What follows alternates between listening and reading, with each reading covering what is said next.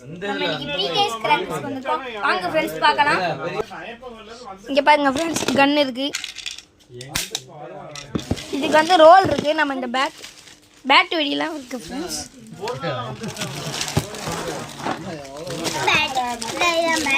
Bad வெடி friends, இது வந்து நல்லா வெடிக்கலாம் ஃப்ரெண்ட்ஸ், சூப்பராக இருக்கும். இது வந்து மயில் ரேகை மாதிரி ஃப்ரெண்ட்ஸ், மயில் வெடி. இது மயில் ரேகை எப்படி இருக்குமோ அந்த மாதிரி அப்படியே புஷ்ஷுன்னு வரும்.